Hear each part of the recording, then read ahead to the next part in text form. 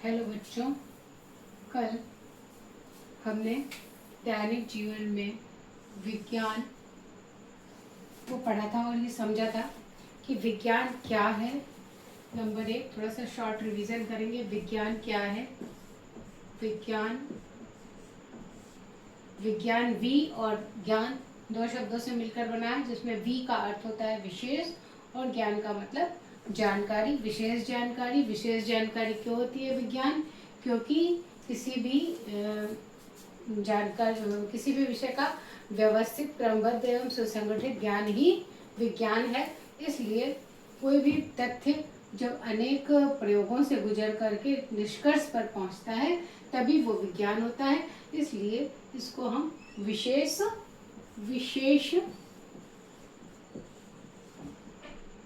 ज्ञान कहते हैं।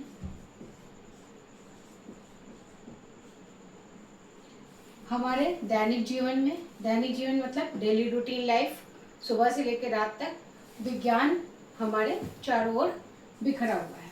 ये हमने कल के टॉपिक में पढ़ा था। आज हम इसको समझेंगे कि विज्ञान से हमारे जीवन में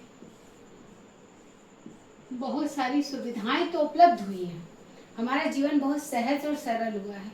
लेकिन जैसे कि हमेशा सिक्के के दो पहलू होते हैं, प्लस माइनस जीवन में हर परिस्थिति में चलता है, वही चीज विज्ञान के साथ है।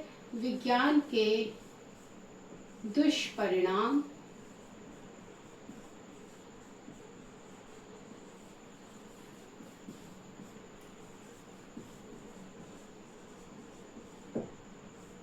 विज्ञान के कुछ दुष्परिणाम भी होते हैं जिनका कि हम सामना करते हैं। अब देखिए, जैसे कि आपका कार, स्कूटर, मोटरसाइकिल, जितने भी वाहन होते हैं जो कि मेनली पेट्रोल और डीजल से चलते हैं, पेट्रोल और डीजल से चलते हैं। अब पेट्रोल और डीजल से चलते हैं और ये क्या छोड़ते हैं हमारे वायुमंडल में, जिसमें कि हम सांस लेते हैं, जिसमें कि हम रहते हैं, ये कार्बन डाइऑक्साइड को छोड़ते हैं।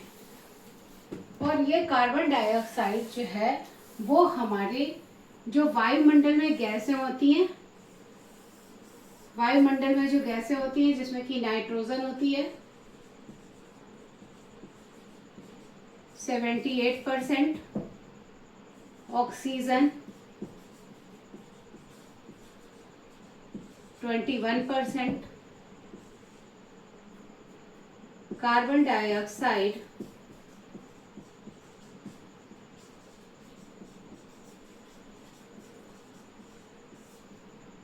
0.04%। अगर ये आपके वायुमंडल जिसमें कि आप रह रहे हैं, जिसमें कि आप सांस ले रहे हैं, गैसों का अगर ये हिसाब किताब बना हुआ है तो मतलब कि आप एक हेल्दी एनवायरनमेंट में, हेल्दी एटमॉस्फेयर में सांस ले रहे हैं। लेकिन अगर इसमें हम ज़्यादा कार्बन डाइऑक्साइड की मात्रा ज़्यादा बढ़ जाएगी, ये ज़्यादा बढ़ जाएगी, तो फिर यही हमारा एटमॉस्फेयर जो है वो अनहेल्दी हो जाएगा और हमें सांस लेने में दिक्कत होगी। सांस की तमाम सी समस्याएं हमारे सामने उत्पन्न होने लगेंगी, अस्थमा हो जाएगा और सांस फूलने लग जाएगी। इसके साथ टीबी जैसी भयानक बीमारियां होने लगेंगी। तो ये हमारा एक तरीके से कहें हम कि वायु प्रदूषण का सबसे बड़ा कारण है। वायु प्रदूषण का कारण तो एक ये दुष्परिणाम निकल के आया कि वायु प्रदूषण क्यों होता है भाई?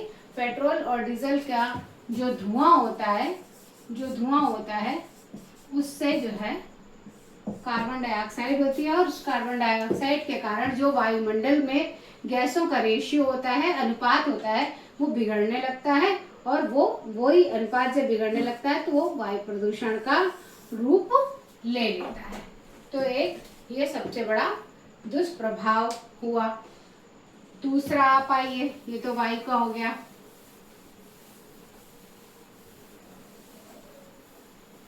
उसके बाद आप आइए स्थल मंडल पे। स्थल मंडल का मतलब यहाँ पर मैं कृषि योग्य भूमि से ले रही हूं।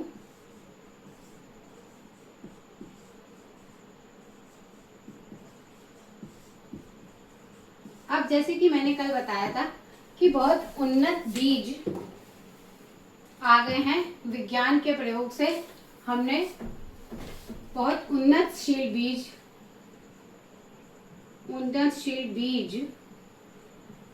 तैयार किए। उन्नतशील बीज से परिणाम क्या हुआ? पैदावार की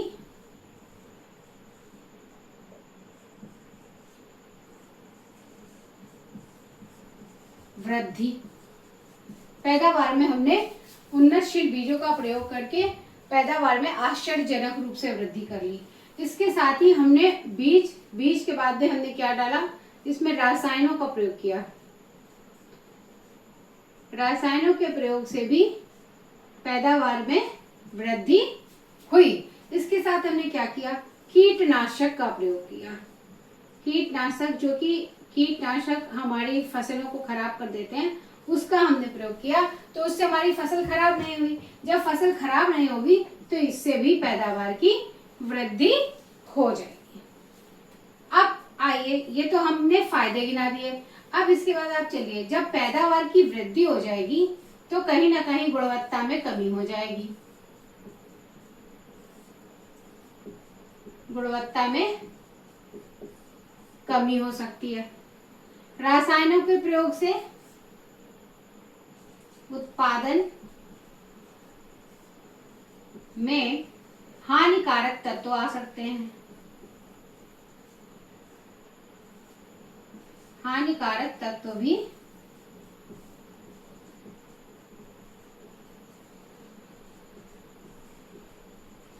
आ सकते हैं। अब कीटनाशक के प्रयोग से वही बात है, रासायनों के प्रयोग होगा, वो कीटनाशक का प्रयोग भी रसायन होता है, तो इससे भी हानिकारक तत्व ही आएंगे। हानिकारक तत्वों की मात्रा बढ़ जाती है। हमारी डेली लाइफ में हम लोग सुनते भी हैं कि भाई सब्जियां लाइए तो उनको गर्म पानी से धोइए, अच्छी तरह धोइए। आप गेहूं लाते हैं तो गेहूं को भी भिगोया जाता है। कहते हैं कि अब गेहूं में उतनी अच्छी वो नहीं रह गई है, उससे खाने से तमाम सारी बीमारियां हो जाती हैं। डॉक्टर मना करते हैं ग्लूटेन कम खाइए, गेहूं में ही ग्लूटेन होता है। तो ये सब क्या हो रहा है? ये सब क्या है? विज्ञान का दुष्प्रभाव है। क्योंकि हमने मनुष्य क्या है? मनुष्य बहुत ही लालची प्राणी है। उसे जब भी अगर हम किसी भी चीज का थोड़ी मात्रा में प्रयोग करेंगे तो हमें उससे हानि नहीं होगी, लाभ होगा। लेकिन हम ये नहीं करते हैं। हम सोचते हैं कि अरे अच्छा इतनी खाद डाली, अभी इतनी डाल देते हैं, इतनी डाल देते हैं ताकि फसल इतनी हो जाए, ज्यादा बिके, ज्यादा मुनाफा हो जाए। लेकिन ये मुनाफाखोरी की आदत क्या करती है? बीमारी का कारण बन जाती है। और जहां हमें फायदा होता है वही हमें नुकसान हो जाता है। तो ये हमारा नंबर 2 स्थल मंडल का दुष्प्रभाव हो गया, विज्ञान का जो हमने दुष्प्रभाव सीखा। अगर आप नोट कर रहे हैं तो बहुत अच्छी बात है, आप नोट कर लीजिए। अगर नोट नहीं कर रहे हैं तो आप दिमाग में बिठाने की कोशिश कीजिए। अगर आप में से कोई भी कमेंट करके बोलेगा तो मैं ये नोट्स प्रोवाइड कर दूंगी आपको पीडीएफ फॉर्म में। अदरवाइज आप समझ लीजिए, समझना बहुत जरूरी है चीज़ों को। आप वीडियो पॉज करके लिख भी सकते हैं अगर लिखना चाहें तो हमने दो पॉइंट पे बात कर ली। वायुमंडल का प्रदूषण हमने समझ लिया, दूसरा हमने स्थल मंडल का समझ लिया, जिसमें कि मेन रूप से हमने कृषि की समझी। अब आइए जल मंडल।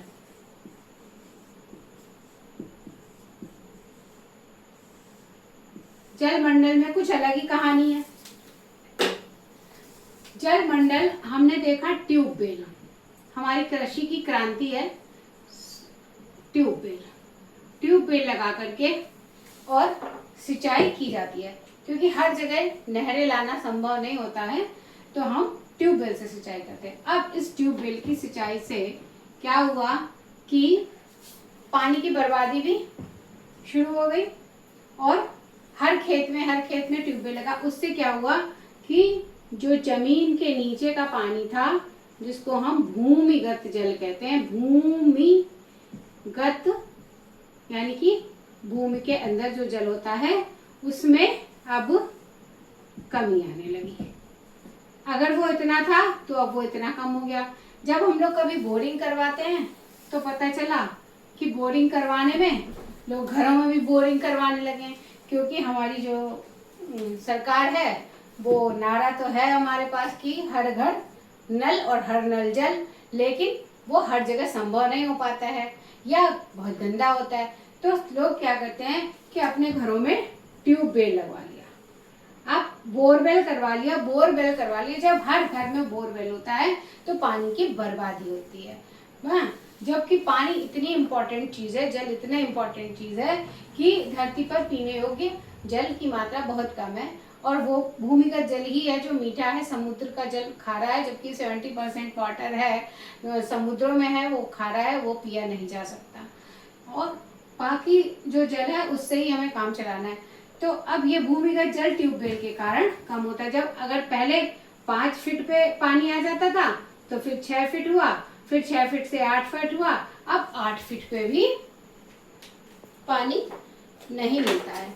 जब पहले 5 फीट पे, फिर 6 फीट पे, फिर 8 फीट पे, अब 8 फीट पे भी जब पानी नहीं मिलता है, तो फिर यह स्थिति धीरे धीरे खतरनाक होने लगती है। तो यहाँ पर हानि क्या हो रही है, दुष्प्रभाव की जगह हानि हो रही है कि जल हमें मिल ही नहीं रहा है, धीरे धीरे जल की मात्रा कम होती जा रही है। दूसरा, कमी के साथ साथ क्या होता है, जो आपके स्थल मंडल पे हमने जो सुन पढ़ा था कि रसायनों का प्रयोग होता है,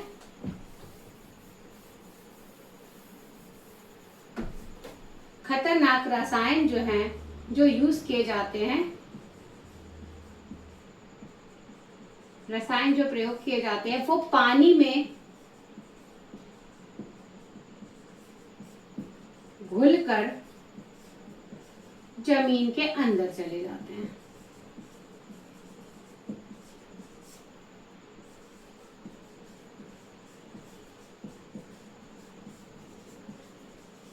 और भूमिगत जल को वो प्रभावित करते हैं, और भूमिगत जल भी वो दुष्प्रभाव से युक्त हो जाता है, हानिकारक हो जाता है, और वो हमें फिर हमारी सेहत को नुकसान पहुंचाता है। तो दूसरी चीज, अब ये जलमंडल की बात हुई। अब इसके बाद आप आते हैं आकाश की ओर। चलिए, आप सबने सुना होगा कि भाई ओजोन परत में छेद हो गया, ओजोन परत में छेद हो गया।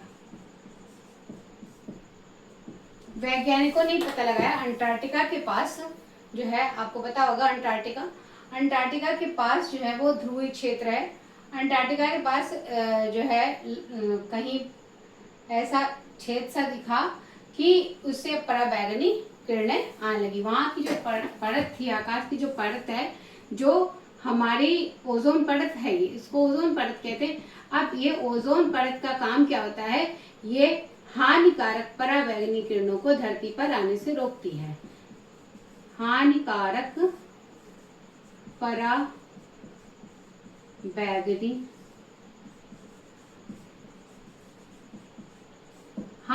पराबैंगनी किरणों को धरती पर आने से रोकती है, लेकिन इसमें छेद हो रहा है। अब ये कोई छेद ऐसा नहीं है कि आप जाके सुई धागे से उसको सिल देंगे, हाँ।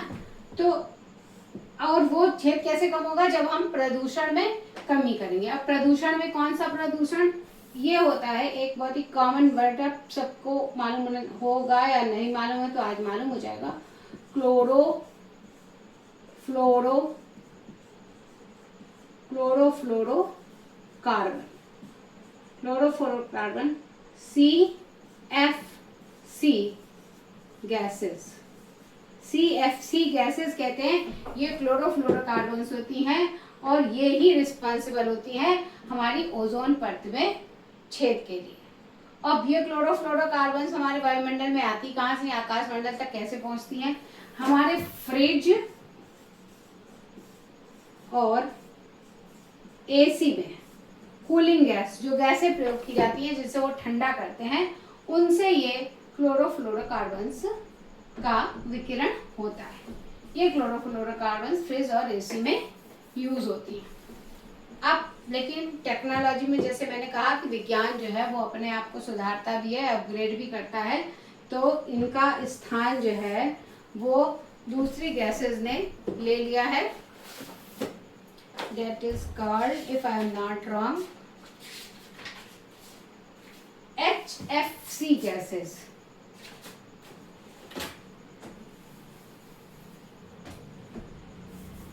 CFC रिप्लेस हो गई है अब HFC गैस। CFC को रिप्लेस किया है HFC गैसेस ने, और ये गैसेस आइसोब्यूटेन गैसेस हैं, और ये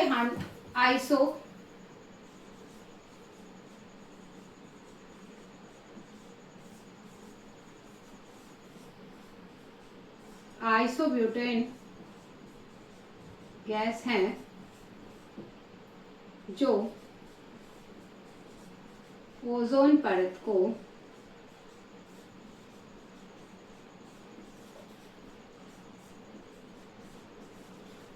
नुकसान नहीं पहुंचाती है।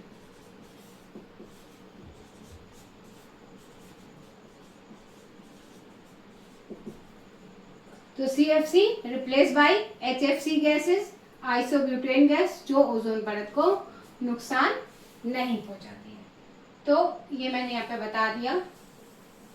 पहले की हम दुष्प्रभाव पढ़ रहे थे, लेकिन एक ये नई जानकारी है जो अभी आपकी किताब में मेंशन नहीं है। आपकी क्लास 6 की जो बुक है विज्ञान भारती, इसमें ये अभी HFC गैस जो है वो मेंशन नहीं है, लेकिन मैंने आपको बता दिया, पता होना चाहिए कि ये गैस अब CFC की जगह ये गैस आ गई है और ये ओजोन परत को नुकसान नहीं पहुंचाती है। लेकिन इस तरीके से हमने ये पढ़ लिया कि विज्ञान हमारे जीवन में किस तरीके से हमारे जीवन को प्रभावित करता है। एक तरफ तो विज्ञान क्या करता है, हमें सुविधा देता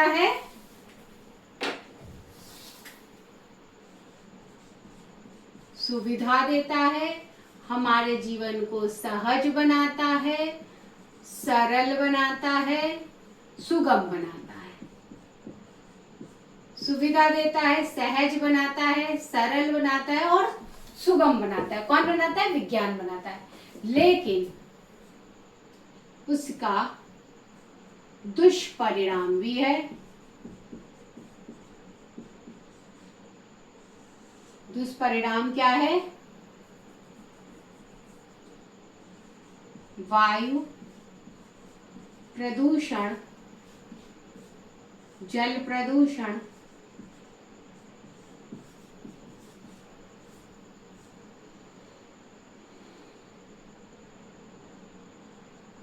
ओजोन परत में छेद, कृषि उत्पादों की गुणवत्ता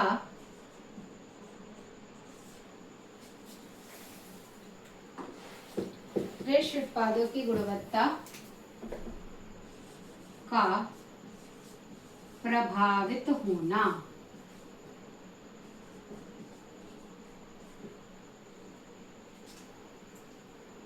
वायु प्रदूषण में मैंने बताया नाइट्रोजन 78%, ऑक्सीजन 21%, CO2 0.04%।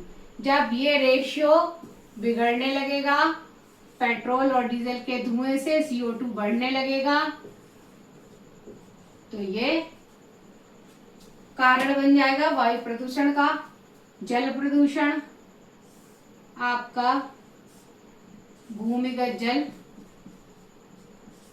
भूमिगत जल कम हो रहा है,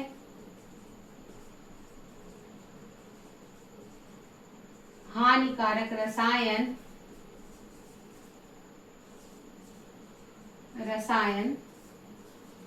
जल में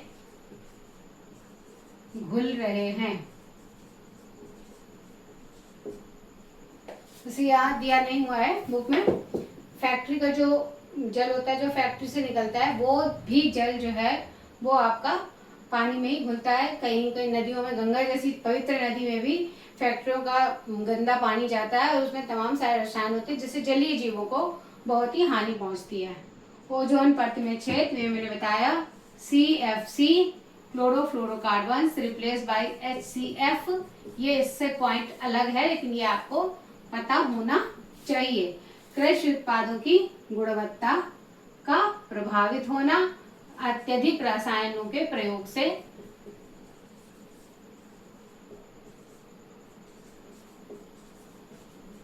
रसायनों के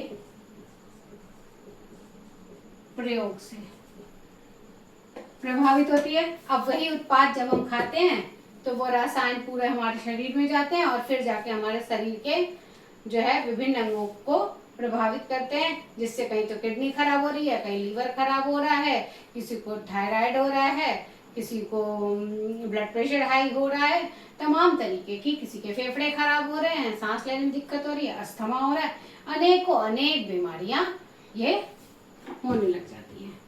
तो ये हमारे विज्ञान के कुछ दुष्प्रभाव थे। इसके बाद आपके बुक में दिया हुआ है वैज्ञानिक खोजों में भारतीय एवं विदेशी वैज्ञानिकों का योगदान। तो हमारे देश के जो महत्वपूर्ण हैं, चरक ने एक ग्रंथ लिखा, उसका नाम था चरक संहिता।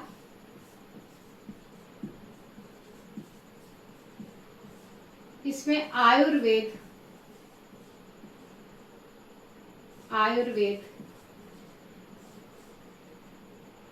की औषधियों का वर्णन किया गया, औषधि के बारे में बताया है।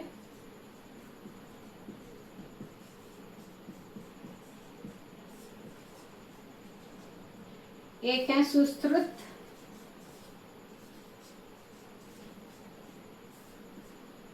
जिनको पहला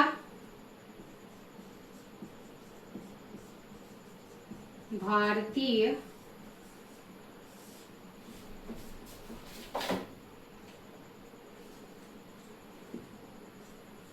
शल्य चिकित्सक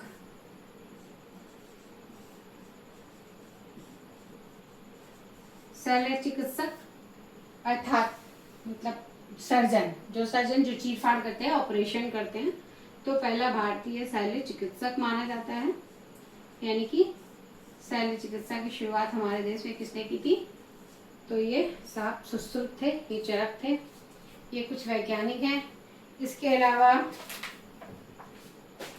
आर्यभट्ट,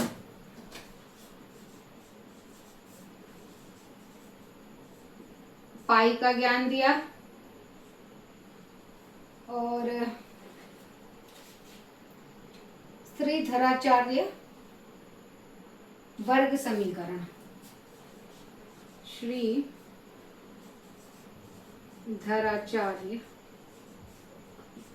वर्ग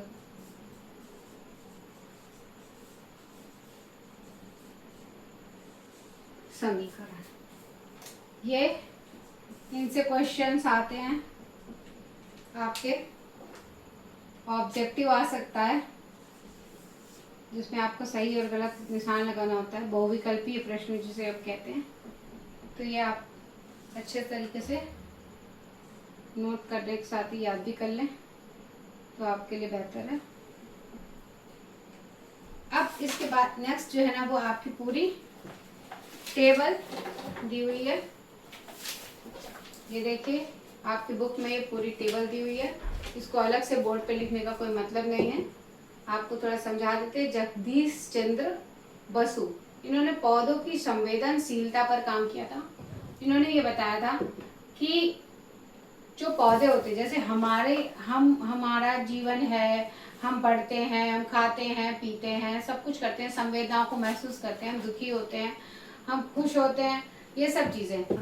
दूसरे महत्वपूर्ण हैं सीवी रमन, सर सीवी रमन, प्रकाश का प्रकीर्णन। इन्होंने प्रकाश के प्रकीर्णन पे बहुत सारा काम किया था और इन्होंने ये बताया था कि जो जल के अंदर जब प्रकाश जाता है तो उसका प्रकाश का प्रकीर्णन हो जाता है, उसी के कारण ही हमें आकाश नीला दिखाई देता है। और जब भी जहाँ भी प्रकाश का प्रकीर्णन होता है तो वो रंग नीला हो जाता है। समुद्र का रंग हमें नीला दिखाई देता है, आकाश का रंग हमें नीला दिखाई देता है। तो इन्होंने प्रकाश के उस पर बहुत महत्वपूर्ण काम किया और इसके कारण इन्हें नोबेल पुरस्कार से भी सम्मानित किया गया था।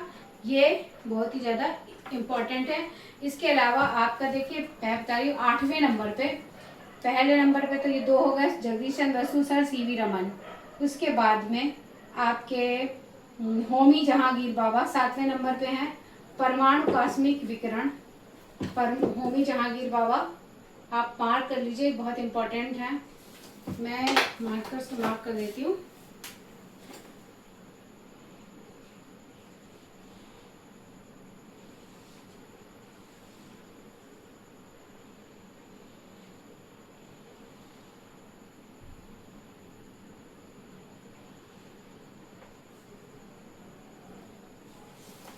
ये देखिए सर सीवी रमन, होमी जहांगीर बाबा, परमाणु कॉस्मिक विकिरण, विक्रम साराभाई, अंतरिक्ष अनुसंधान, डॉक्टर एपीजे अब्दुल कलाम, प्रक्षेपण शास्त्र, मिसाइल मैन। इनको मिसाइल मैन ही कहा जाता है क्योंकि इन्हीं के उसमें प्रतिनिधित्व में मिसाइल का प्रक्षेपण हुआ था।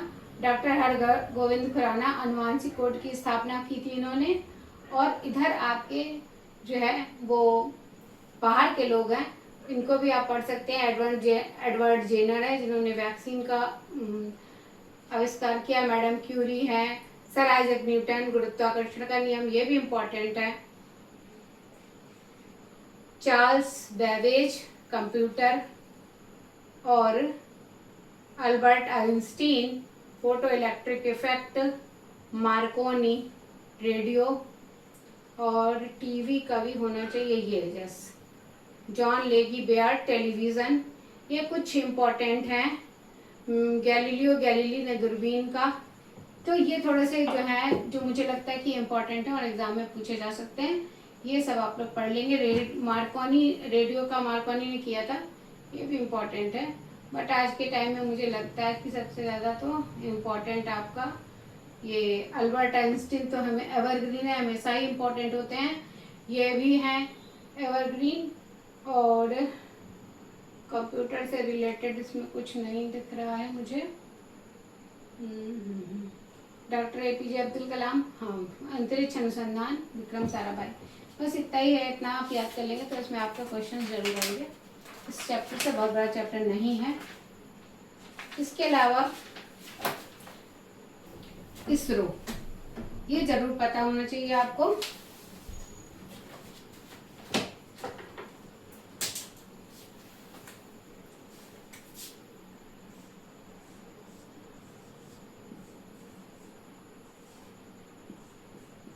आई से इंडियन,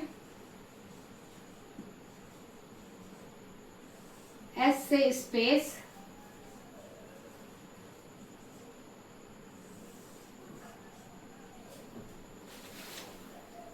आर से रिसर्च, आर से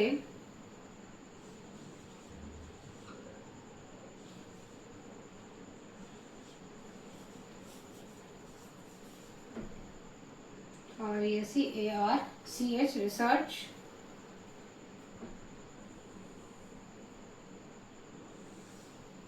आर से रिसर्च एंड ओ से ऑर्गेनाइजेशन।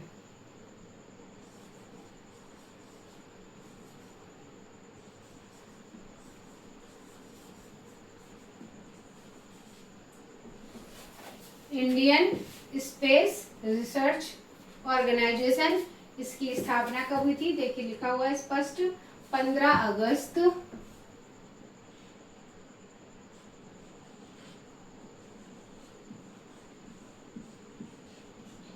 जो कि अब आने वाला है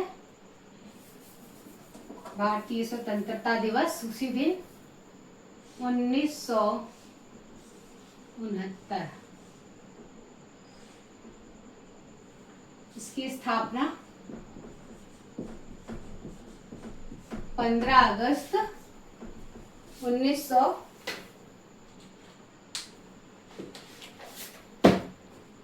15 अगस्त 1971 में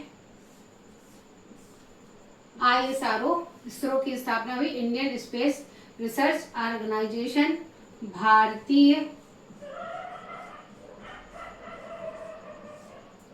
अंतरिक्ष अनुसंधान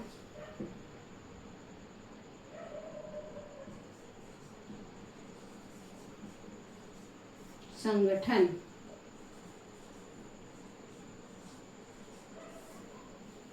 ये इसका Hindi, for not wrong then अनुसंधान संस्थान, ऑर्गेनाइजेशन, संगठन नहीं है भाई, सॉरी, संस्थान।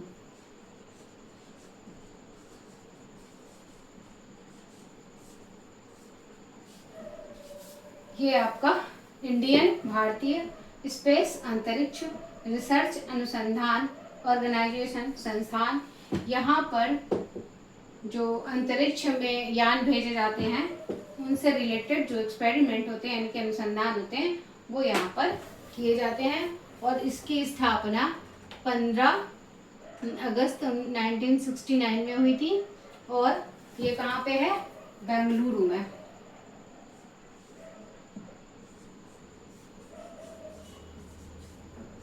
बेंगलुरु में ये आपका स्थित है। बेंगलुरु में ये आपका इंडियन स्पेस रिसर्च ऑर्गेनाइजेशन आपका है। और यहाँ पर तमाम सारे सैटेलाइट्स का निर्माण किया जाता है। सैटेलाइट्स क्या होते हैं? उपग्रह। उपग्रह उपग्रह आप जानते हैं क्या होता है? उपग्रह जो ग्रहों की परिक्रमा करते हैं वो उपग्रह होते हैं। जैसे कि सूर्य यानी कि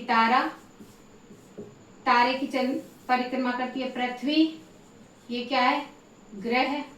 और पृथ्वी की परिक्रमा करता है चंद्रमा, यानी कि उपग्रह। ग्रह का भी जो परिक्रमा करे वो उपग्रह। अब चंद्रमा तो क्या है? प्राकृतिक उपग्रह है। लेकिन ये पृथ्वी के चारों ओर अनेक कृत्रिम उपग्रह जो कि हमारे देश से और दूसरे देशों से भेजे जाते हैं, वो उपग्रह वो हर समय पूरा जो अंतरिक्ष है उससे फोटो लिया करते हैं और उससे मौसम संबंधी और समुद्र में क्या उथल पुथल चल रही है वो सारी जानकारी, या जो टीवी के प्रोग्राम आपके आते हैं, ये सारा कुछ जो है ये उपग्रह से कंट्रोल होता है। और इसी के कारण हमारे भारत में भी इसकी स्थापना की गई है और सैटेलाइट्स भी छोड़े गए हैं। तो ये इसका काम है। अब ये चैप्टर जो है अपनी समाप्ति की ओर है। सारा कुछ एक बार फिर से बता देती हूँ। सबसे पहले हमने इस चैप्टर में विज्ञान पढ़ा, विज्ञान क्या है। उसके बाद हमने विज्ञान के फायदे पढ़े, विज्ञान हमारे दैनिक जीवन में किस तरीके से हमारे दैनिक जीवन को सुगम और सरल बनाता है। उसके बाद हमने उसके दुष्प्रभाव पढ़े कि किस तरीके से हमें हानि पहुँचाता है। उसके बाद हमने आपके इसरो के बारे में समझा, कुछ वैज्ञानिकों के बारे में समझा और ये इसरो के बारे में। ये सारी चीज़ें बहुत ही ज़्यादा इम्पॉर्टेंट है। अब ये चैप्टर समाप्त होता है। अब इसकी एक्सरसाइजेज हैं जो कि बहुत कठिन नहीं है। जितना मैंने पढ़ाया है उसमें आराम से आप लोग कर लेंगे।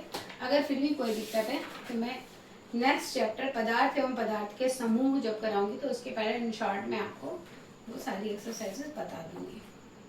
Okay, thank you.